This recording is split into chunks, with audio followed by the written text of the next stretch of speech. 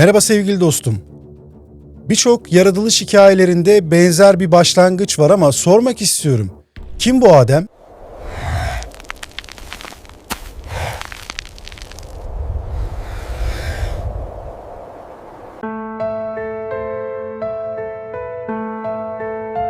İnsan kendi başlangıcını ararken aslında Tanrı'yı değil, anlamı bulmak ister. Bir avuç topraktan mı gelir yoksa evrenin kendi bilincinin tezahürü müdür bu? Kutsal kitaplarda Tanrı'nın biçim verilmiş toprağa nefes üflediği anlatılır. O nefes yalnızca bir can verme değil, varlığı fark ettirme eylemi olarak görülür. Yani insan sadece yaşayan bir beden değil, kendini bilen bir düşüncedir. Sufiler bu düşünceye nefesi rahmani der. Onlara göre evren, Tanrı'nın rahmetinin varlığa karışan sesi. Ama filozoflar bu fikre farklı yaklaşır. Aristoteles, her şeyi hareket ettiren ama kendisi değişmeyen bir ilk nedenden söz eder. Belki Tanrı yalnızca bir yaratıcı değil, evrende düzenin farkına varılmasını sağlayan bir ilkedir. Kur'an'da ona ruhumdan üfledim ifadesi geçer. Bu ayet insanın içindeki ilahi kıvılcımın sembolü olarak yorumlanır. Ancak bazı düşünürler bu üfleyişi biyolojik bir başlangıç değil, bilincin uyanışı olarak görür. Belki de Tanrı'nın felsefesi evrende maddeye değil, farkındalığa hayat veren bir hatırlatmadır. İbn Arabi, Tanrı insanı kendi suretinden yaratır. Çünkü kendini görmek ister der. Bu yüzden insan sadece yaratılan değil, aynı zamanda Tanrı'nın kendine baktığı bir ayna olabilir mi? Ve Mevlana'nın dediği gibi, sen topraktan değil, ruhtan doğarsın. Toprak geçer, ruh kalır. Belki de Tanrı'nın nefesi hala ölçülemeyen tek gerçektir. Ne yalnızca bir yaratılış masalıdır, ne de tamamen bir efsane. Belki o hikaye insanın kendine ayna tutma çabasıdır. Çünkü her insan kendi içinde bir Adem taşır. İnsanın kökenine dair hikaye yalnızca kutsal kitaplarda değil, dünya üzerinde nereye dönülse farklı bir dilde ama benzer bir başlangıç hikayesi bulunur. Her kültür insanın nasıl var olduğu sorusuna cevabını verir ve tuhaf bir şekilde o cevapların hepsi birbirine benzer. Sümerler insanı tanrıların emeğinden doğan bir varlık olarak anlatır. Tanrılar yeryüzünü yönetmekten yorulduğunda toprağı yoğurur.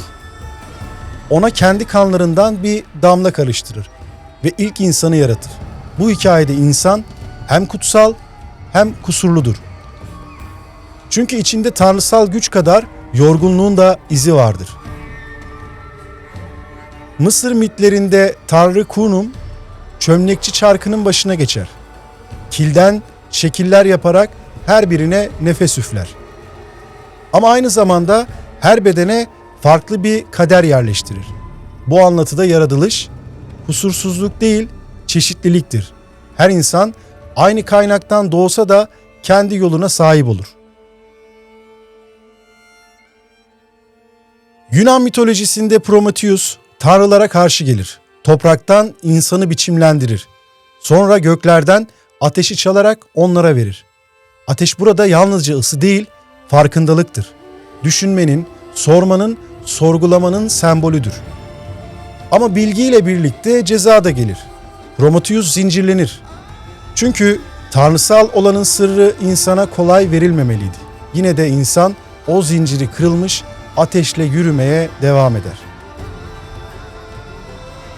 Hint öğretilerinde tanrılar evreni yaratmak için Purusha'yı feda eder. Purusha'nın bedeninden gökyüzü, toprak, hayvanlar ve insanlar doğar. Yani varlık bir tanrının eksilmesinden ortaya çıkan bir varoluş. Burada hem bir kayıp hem de bir armağandır. Çin efsanelerinde Nüva, dünyayı çamurdan şekillendirir. Kilden küçük figürler yapar. Onlara yaşam verir. Ama gök yarıldığında kendi bedenini kullanarak evreni onarır. Bu hikaye insanın yalnızca yaratılan değil, yaratıcıya yardım eden bir parça olduğunu anlatır. Farklı anlatılan bu hikayelerin özünde aynı sezgi yatar. İnsan tesadüf değildir. Bir amaç, bir niyet, bir dokunuş vardır. Ama bu dokunuş her inançta farklı bir elden gelir. Kimi için tanrısaldır, kimi için doğanın kendi iradesi. Filozof Joseph Campbell mitlerin amacını şöyle açıklar. Mitler dünyanın nasıl oluştuğunu anlatmaz. İnsanın bu dünyada neden var olduğunu hatırlatır. Belki de bu yüzden bütün mitolojiler aynı yöne işaret eder. Tanrılar toprağa dokunur, insan gözlerini açar ve o andan itibaren yaratılış devam eder. Belki bu hikayeler yalnızca masaldır ama belki de insanın kendi anlamını koruma biçimidir. Çünkü insan kökenini unuttuğunda yönünü kaybeder. Bu yüzden her uygarlık bir Adem anlatısı taşır ve her Adem aynı soruya cevap arar. Beni kim yarattı? Zaman ilerledikçe insan inançla yetinmez. Gökyüzüne yönelen sorular laboratuvarlara taşınır. Dua yerini deney tüplerine bırakır.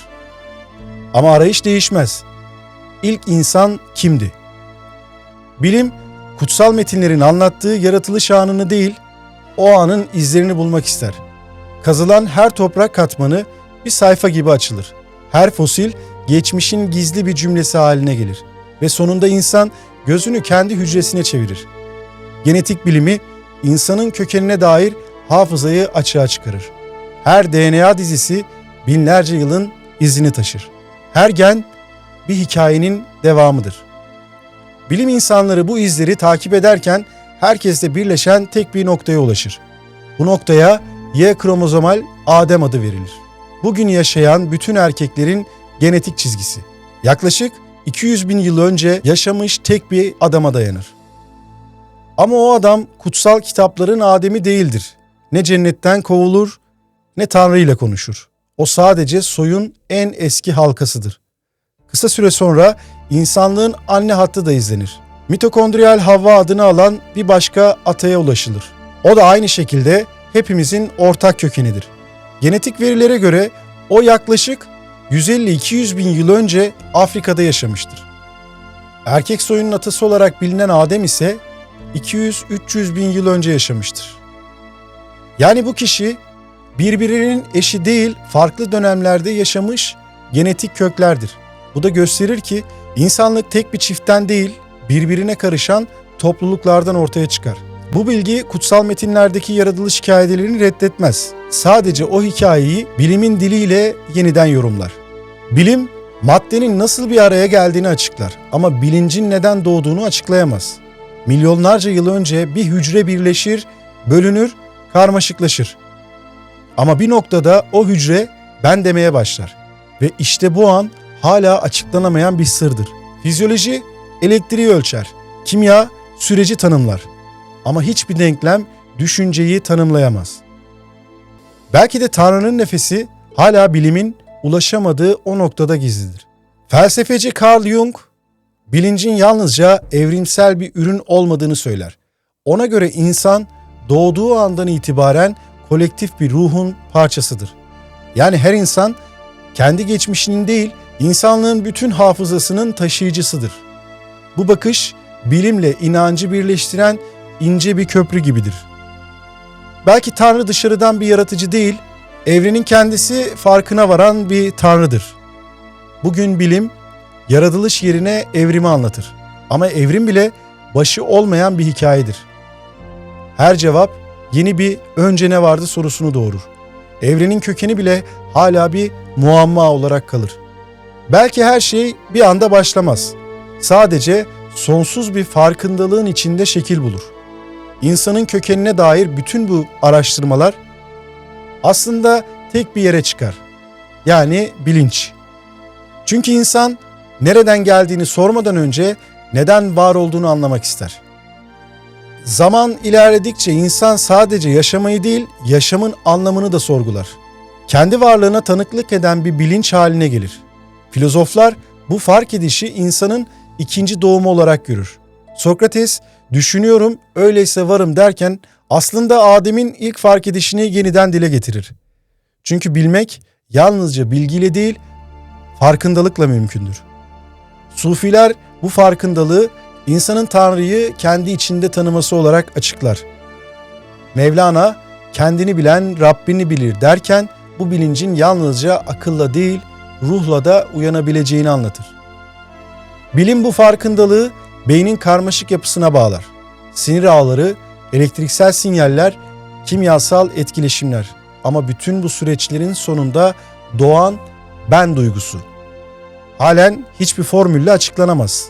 Bir nöron ateşlenir, bir bağlantı kurulur, bir düşünce belirir. Ama düşüncenin kendini fark etmesi, bilimin bile sessiz kaldığı bir mucizedir. Psikolog Carl Jung, bilincin yalnızca kişisel bir süreç olmadığını söyler. Ona göre insan, kolektif bilinç dışı adı verilen ortak bir ruh alanına bağlıdır. Yani her birey aslında insanlığın tüm geçmişini içsel olarak taşır. Bu bakışa göre Adem sadece ilk insan değil, her bilinçli varlığın kendi içindeki ilk uyanış anıdır. İnsanın bilinci büyüdükçe yalnızlığı da artar. Çünkü farkındalık ayrılığı getirir. Bir çocuk annesinden ayrıldığında kendi varlığını anlar. İnsan da evrende yalnız olduğunu fark ettiğinde bilincine kavuşur. Bu yalnızlık acı verir ama aynı zamanda derin bir özgürlük getirir. Çünkü özgür olan artık yaratılmayı değil, yaratmayı seçer. Belki Tanrı insanı yaratırken ona sadece nefes değil, sorma cesaretini de verir. Ve bu cesaret insanı cennetten ayıran şey değil, ona evrenin kapılarını açan armağandır. Çünkü bilmek her zaman itaatsizlikle başlar. Ama o itaatsizlik varoluşun en saf merakıdır. Cennet hikayelerinde insan Tanrı'nın gölgesinde yaşar. Her şey tam, hiçbir şey eksik değildir. Fakat kusursuzluk insana dar gelir. Çünkü merak varoluşun ilk ateşidir. Yasak meyve yani bilgiye dokunma arzusu bu ateşi simgeler. İnsan o meyveyi seçtiğinde Tanrı'ya değil bilince yaklaşır. Ve belki de cennetten düşmek denilen şey aslında yükselişin başlangıcıdır. Sufiler bu olayı ceza olarak değil öğretim olarak okur. İbn Arabi der ki Adem düştü. Çünkü Allah onu yeryüzünün sırlarını öğrenmesi için indirdi. Bu yüzden insan ne kayıp ne de kurban sayılır. O tanrısal bilginin taşıyıcısıdır. Dolayısıyla cennetten kopuş bilincin bedene yerleştiği andır. Artık insan acıyı, yorgunluğu, sevgiyi ve ölümü tanır. Çünkü yaşam bütün renkleriyle ancak o zaman var olur. Felsefede bu düşüş özgür iradenin ilk adı olarak görülmüştü. Nietzsche buna insanın Tanrı'ya yaklaşma cesareti der. Yani insan artık kendisi yaratır. Kendisi anlam verir.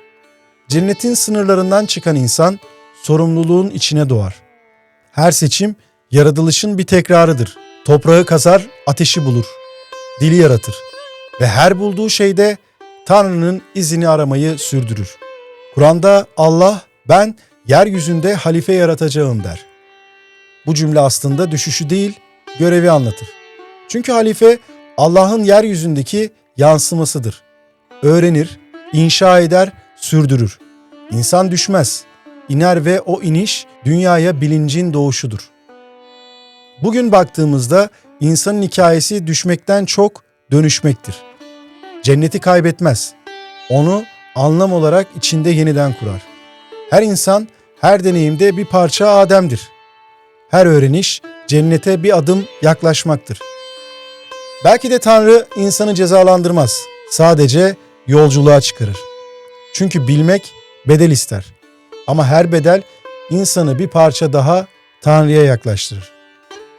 Adem'in hikayesi geçmişte kalmadı. Her insan o hikayeyi kendi hayatında yeniden yaşar. Her doğan çocuk ilk nefesiyle o hikayeyi tekrar başlatır.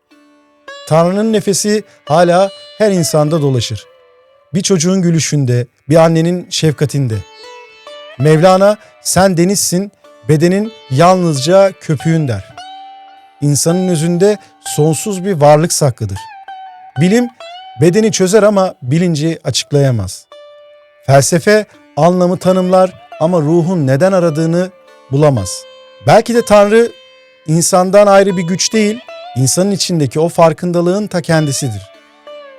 Cennetten kovulmuş bir kayıp değil, içsel dönüşümdür.